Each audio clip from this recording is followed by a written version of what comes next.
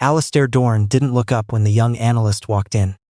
He was reviewing the final terms on the Clearwater remediation contract, a $340 million project spanning 200 kilometers of degraded forest corridor along the BC coast, the kind of project that defined a firm's decade, not just its quarter. His office occupied the top floor of the Dorne Associates building in downtown Vancouver, all west-facing windows and pale morning light, and the particular hush of a place where decisions carried actual weight. The analyst stood near the presentation board, folders in hand, waiting. He didn't make her wait because he was testing her. He made her wait because the contract needed another 3 minutes of his attention, and there was no one in the firm whose time he valued over his own. That wasn't arrogance. It was the arithmetic of a man who had built an $800 million environmental consultancy from a single soil sampling contract in 1998. He finally looked up. Young mid-20s, dark hair pulled back efficiently, not fashionably. She wore a blazer that was practical rather than polished and carried her folders the way field people carried things. Close, purposeful, without ceremony. Her expression was composed. Not nervous, not eager, just present. "Your methodology is unconventional," Alastair said. He hadn't opened her report yet. He was going from what Brenda in senior review had flagged in her intake summary.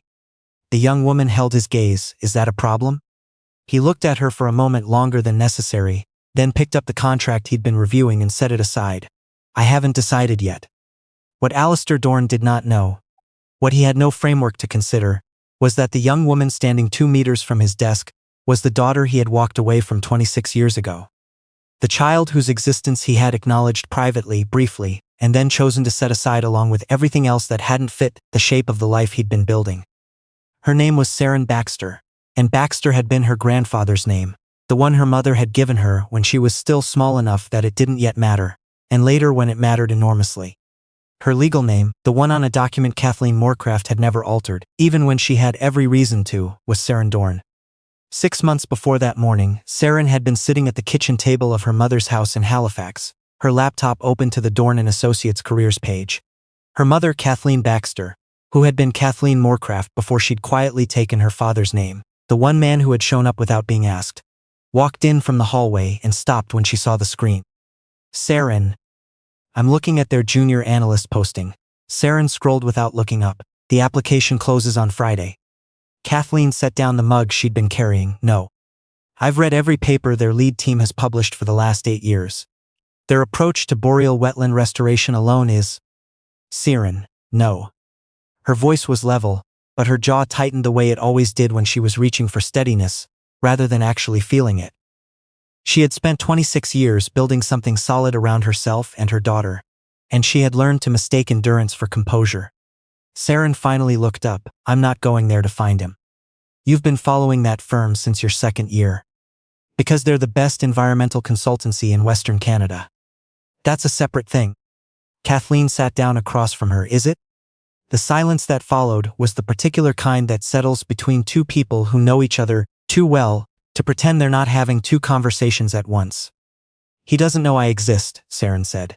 "You made sure of that. I'm not undoing that. I'm applying for a job." "You have his way of framing things." Kathleen said it quietly, not like an accusation, more like something she'd been observing for years and had never quite figured out what to do with. "His analytical precision. You always have. I got it from you." Kathleen looked at her daughter for a long moment. "You got it from yourself," she finally said. "But he's in there too. And I don't know what happens when that meets him in a room." She didn't answer that night. But she didn't stop Seren from submitting the application by Friday either. The interview process at Dorne Associates was thorough in the specific way that organizations built on scientific rigor tend to be. 4 rounds, 2 technical assessments, a field simulation using actual data from a decommissioned mine site in the Kootenays. Seren passed every stage. In the final interview, one of the senior directors had asked where her particular approach to cumulative effects modeling had come from. She'd developed it herself over 3 years of undergrad research, she told him, cross-referencing European landscape ecology frameworks against Canadian boreal conditions. She'd published a short piece on it in an Alberta Environmental Science journal in her 3rd year. The director had nodded, then asked another question. She'd noticed his expression shift slightly but hadn't placed it. She got the call 2 weeks later. She was standing in the parking lot of a gas station outside Truro, and she said thank you and she'll start on the agreed date, and then she sat in her car for 4 minutes before she drove home. Kathleen was in the living room when she came in. She didn't ask. She looked at her daughter's face and understood. "Be careful," Kathleen said. No. No, Kathleen's voice was very quiet. "I mean, be careful with yourself. Not with him." Alastair's first real impression of Seren, as a professional rather than a new hire, came on her 9th day. The firm was managing a crisis. A provincial government client had flagged inconsistencies in a wetland boundary assessment used to approve a major pipeline corridor. The legal exposure was significant. The technical team had been working 6 days and had produced 4 conflicting interpretations of the same baseline data. Seren had been brought in to take notes in the morning session. She'd sat quietly at the far end of the table for 90 minutes, while senior analysts argued over modeling parameters. At the point where the argument began repeating itself, she set her pen down. "The conflict isn't in the modeling," she said. "It was matter of fact, not a bid for attention. The 4 interpretations are all technically defensible because they're using different baseline years. The wetland boundary shifted between 2009 and 2014 due to a drainage alteration that none of the current models are accounting for. If you anchor all 4 to the same hydrological baseline, the interpretations converge." A pause. The room looked at her.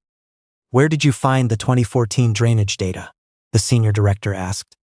"Municipal Infrastructure Registry," she said. "It took about 40 minutes. 3 people looked at each other. Then one of them pulled out a laptop. She was right. Alastair had come in late and had been listening from the doorway. After the room cleared and began redirecting its energy toward the actual problem, he stood a moment longer, watching her gather her folders. She noticed him on her way out. She didn't flinch. "I'll write up the drainage analysis this afternoon," she said. "Yes," Alastair said, "you will." He went back to his office and stood at the window for 2 minutes before he sat down. The days that followed had a particular rhythm to them. Seren didn't angle for visibility. She arrived early, left without announcement, and had the useful quality of being where she was needed, before she was asked to be there. Alastair began requesting her specifically for client prep work, not warmly, not with any personal register, but with the efficient acknowledgement of a man who notices when something reliably works. What he couldn't classify was the other part. There was the way she stood at the window in the corner of the boardroom when she was processing a difficult problem, hands tucked into the back pockets of her slacks, looking west at the harbor rather than at the whiteboard. It wasn't a posture she'd learned. It was too specific, too unself-conscious for that. There was the way she paused before answering a difficult question. Not hesitation, calibration.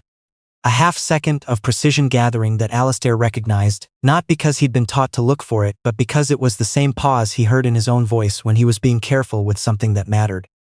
There was the particular structure of her written analyses, the way she built from observation to implication without rushing the gap between them. The way her conclusions were dense but never cluttered. He told himself these were general qualities. The kind of thing you noticed in anyone good at their work. He buried the rest of it under the schedule, under the Clearwater contract, under the quarterly review that needed his attention. But it was there. The way a question stays with you after you've decided not to answer it. Seren was getting closer to something she hadn't fully named. She had come to Vancouver knowing she was walking into her father's building. She had known his work for years before she'd known he was her father. Had read his landmark 2003 paper on soil carbon sequestration in her first week of undergrad before she'd sat with that fact long enough to understand its weight. She had believed she had a clear idea of what she was doing here. But the man she'd found was not quite the figure she'd built in her mind over 26 years. She had expected someone sealed, someone efficient and cold in a way that explained everything. A man shaped so completely by ambition that there was no room left for anything else. That version would have made things simple. She found someone harder to read than that. She'd stayed late one Thursday to finish a report and had seen his office light still on at 9:30.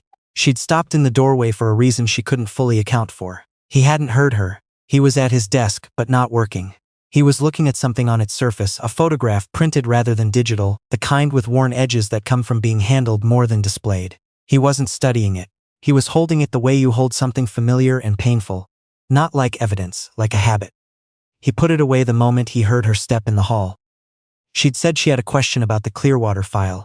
He'd answered it without fully looking at her. She left. She thought about it for 3 days after. The man who had told a 24-year-old woman he wasn't ready, who had flown overseas on a geological contract and never returned, who had never once in 26 years attempted to find out what had become of her or the child she'd been carrying. That man sat alone in his office at 9:30 at night, holding a photograph of something he couldn't release. That didn't make him redeemable. But it made him human in a way she hadn't fully prepared for. She'd spent years with a cleaner version of him. Absence was easier to understand than presence. A man who had never been there could stay a symbol of a certain kind of carelessness, of choices that cost other people everything and the chooser nothing. That story had its own clean logic. This was different. This was a person carrying something he had no language for. In a building he'd constructed from work that was genuinely among the most consequential environmental reclamation work on the BC coast. Both of those things were true at the same time, and they didn't cancel each other out. She didn't know what to do with that yet. The moment came on a Monday 5 weeks in. Alastair had been working through a set of archival project files pulled for a historical liability review. Contracts going back to the firm's first decade. His assistant had included a folder of early consulting partnerships. Small contracts from the years when Alastair had still been freelancing before the firm had a proper name. He almost missed it. Moorcraft K. Field Ecology Baseline Review, New Brunswick Coastal Survey 1997-1998. He hadn't said that name aloud in years. He'd filed it away with the particular efficiency he applied to things that had no productive future, cleanly without ceremony, with the quiet conviction that a closed door stays closed if you don't stand near it. He opened the file, 2 pages, brief engagement, competent work. Her field notes had been meticulous. He remembered that if he was being honest. He looked at the dates. He did the arithmetic without deciding to. The way you do when a sequence of numbers arranges itself in front of you, and your mind completes the pattern before you've given it permission. He set the file down. He looked out the window at the harbor, gray in the November light. He thought about the way Seren stood at the boardroom window. The calibration pause. The particular quality of stillness he'd been attributing to professional discipline, and that he now understood, in the way you understand something that has been true for a long time before you were ready to see it, was something else entirely. He told himself he was speculating. He said it with the quiet authority he used in boardrooms. It held for approximately 4 hours. He didn't sleep well that night. Seren made her decision on a Friday. She had been watching and waiting long enough. She understood now what she'd come to understand. That Alastair Dorne was not the flat figure she'd needed him to be, and that she could not make a real decision about who he was to her, what she chose to do with the fact of him, without bringing the thing into the open. The watching had run its course. She didn't write a memo, she didn't arrange a meeting. She left a book on the boardroom table. It was a copy of a field ecology text from 1994 out of print, the kind you only found in university library sales, or on the back shelves of people who had been in the field since before ecology had its current name. It had been her mother's. Inside the front cover, in Kathleen Moorcraft's handwriting, not Baxter, Moorcraft, was a name and a date and a short field notation in the margin of the first chapter that had nothing to do with the surrounding text. She left it there before anyone else arrived. She put no note with it. She went to her desk and worked and waited. Alastair found it at 10:15. He'd come in for a brief between client calls and the book was sitting at the near end of the table. He picked it up because objects out of place demanded his attention. He looked at the spine, he turned it over, he opened it. He read the handwriting inside the cover. He stood very still for a full minute. Then he set the book down and walked out of the boardroom and down the hall to his office and closed the door. He stood at the window. He looked at the city below. He stood there for a long time. At 11 he called Seren in. She walked to his office and stood where she always stood. The same measured distance from his desk, unhurried, hands at her sides. He was at the window when she came in. He turned when he heard the door. He looked at her for a long time without speaking. He had run this firm for 24 years. He had learned to hold complicated things with outward steadiness, regulatory crises, litigation, decisions with no good answer and only less bad ones. He had learned that a calm face was a professional tool. Right now his face was doing none of that. It had stopped performing entirely. "You left the book," he said. "Yes." "Your mother's copy." "Yes." He looked at her for another moment. When he spoke again, his voice had a different quality, something stripped of its professional register, something older. "How long have you known?" "Since I was 17, my mum told me. She didn't want to. I think she'd been trying to protect me from needing an answer to a question I hadn't asked yet." He turned back to the window. "I applied here because the work is real," Seren said. "I want you to know that first. I came because Dorne Associates is the firm I wanted to work for since I was 20, not because of you." "I know," he said quietly. And then after a pause, "I know the difference." He turned back to face her. Something had happened in his expression. Not collapse, not drama. The particular opening of a face that has been closed for a very long time. Not because it's broken, but because keeping it shut has finally required more than it's worth. I made a decision in 1998, he said. I had a contract, I had a plan, I had a version of my life I was not willing to interrupt. He paused. I told myself it was practical. I told myself your mother was resilient, that she would be fine. I told myself a great many things that were convenient for me to believe. Seren watched him. Were they true, she asked. The question was precise, not cruel. No, he said, no, they weren't. Then you already know what you chose. There was no accusation in it, just clarity. The same clarity she brought to a flawed dataset or a contested boundary, naming the thing without drama because drama wasn't the point. The truth was the point. He crossed the room slowly and stopped 2 meters from her. He looked at his daughter. I am not here to ask you for anything, he said, and his voice broke slightly on the last word before he steadied it. I don't have that right. No, she said, you don't. She let that sit for a moment. Then, I came because I needed to understand who you actually are. Not the person my mother survived. Not the one I'd built in my head for 20 years. The actual person standing in this room. She paused. I needed to decide for myself whether there was anything here worth staying for. And, he asked. She took her time.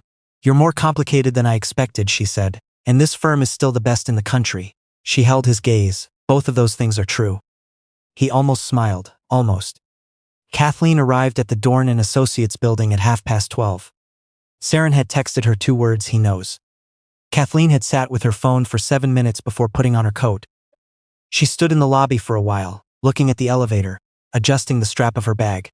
She thought about the 26 years she'd spent building a life that didn't need this building or the man inside it.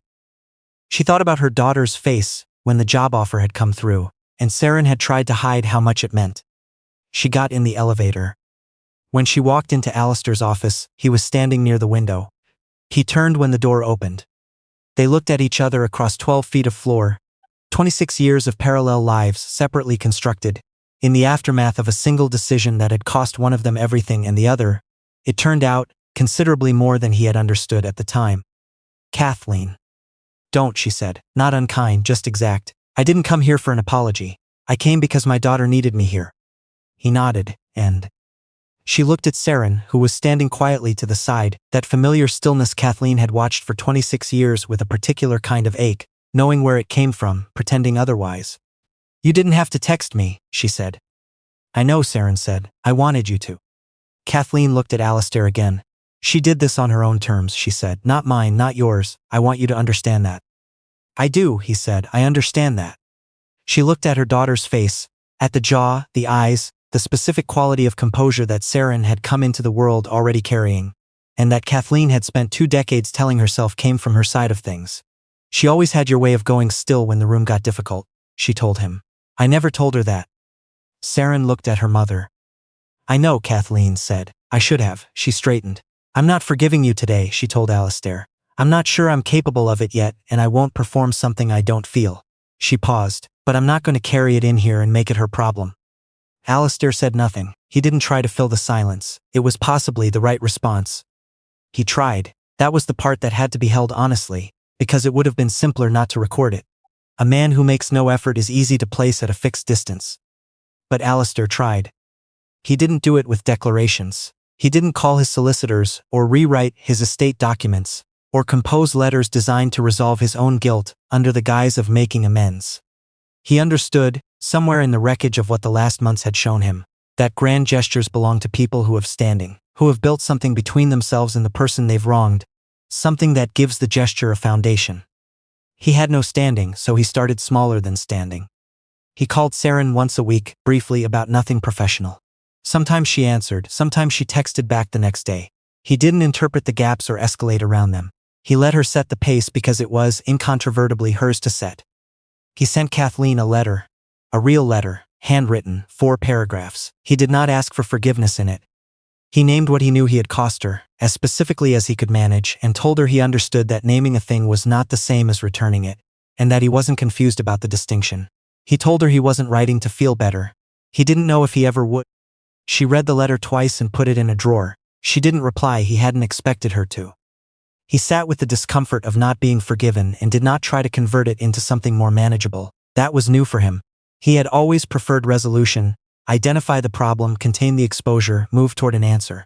What he was learning at 52 was that some debts don't resolve. They simply become part of the structure of who you are, and you carry them forward and try, with whatever is left of you, to make the carrying worth something. Kathleen, for her part, did not soften in any dramatic or visible way. But she stopped holding the weight of it the way she had been holding it for 26 years. Compact, contained, tucked against her chest like something toxic she'd learned to transport without spilling. She put it down. Not for him, she was clear about that in her own mind. For herself. Because she had a daughter who was making choices Kathleen hadn't been able to make at 24, and she did not want the scar tissue of an old season to become the wall that stood between them.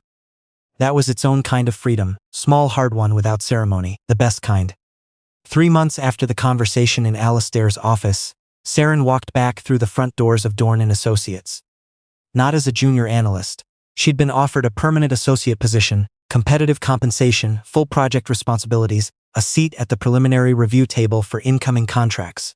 She'd taken 2 weeks to think it over, during which she'd consulted no one except herself and her mother in that order. She accepted on a Tuesday morning. Alastair was in his office when she appeared in the doorway. He looked up. "You're early," he said. Fairy was on time for once. She set her bag down in the chair across from his desk, the same chair she'd stood behind that first morning when he hadn't looked up from his contract documents. She opened her laptop. "I want to be clear about something," she said, without looking up. "All right. I'm here because this firm does work I believe in and because I'm good at this job." She looked at him. "I'm not here because you're my father. I'm not here to give you something you didn't earn." He held her gaze. "I know." She looked at him for a moment. "But you're trying," she said. "I can see that." She paused. "Don't stop." She returned to her screen. He returned to the document on his desk. For a while the only sounds in the office were the city outside, the particular gray morning quiet of Vancouver in February, the water somewhere below the fog, the low hum of a building that had been built by one person's relentless precision, and was now, slowly and without announcement, becoming something that belonged to two. He hadn't earned a daughter. He'd been given the harder thing, a chance to become someone a daughter might eventually choose to keep. And for the first time in 26 years, he wasn't looking away.